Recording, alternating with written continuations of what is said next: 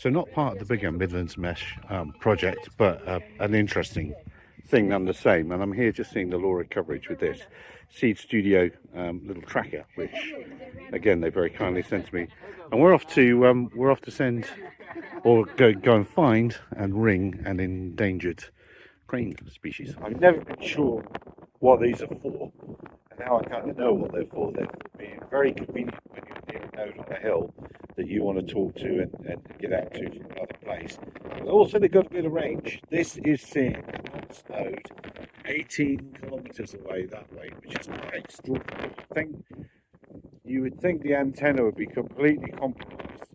It took the GPS a little while to get a lock when we got here. That was for sure.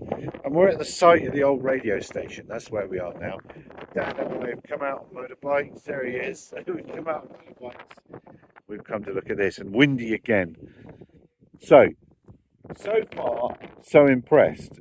Just as a unit to have in your pocket and use to talk to higher nodes nearby. Very handy, very impressive. Slips in your pocket. It's credit card size. I never, obviously thicker, 3 or 4 credit cards, 2 or 3 credit cards thick. I don't know. In all the videos I've seen, I've never really gauged its size. Impressive device. I can see why so many people have them. Okay, so a bit of a gamble that this doesn't get stolen, but Nottingham Road and my solar nodes are over there, so this should see those quite well. And then the Drakensbergs, there's the Giant, which doesn't look like the Giant from here, but I'm trying to bridge a gap. There's a new repeater in Escort, and I've got a radio in the car, and I don't think we'll make the gap without having something in the way. So I'll put that there, hope it doesn't blow off. If it doesn't, or get stolen, but we'll see. Be 5 minutes and take it from there. Beautiful winter's morning in South Africa. So here I am at the site that I was hoping to reach, and cars going by all the time. This mast for sale, crowdsource time. Let's buy this very mast. And the other node's actually 19 kilometers away that way. It's quite a bit north actually. It must be through there. Escort is down over there, the next valley. So the ground here climbs all the way up from Durban, basically up to here, and it drops down. It's quite flat, and it goes on up to Van Riemen's Pass over there, which is, if you ever come to South Africa, you'll know what that is.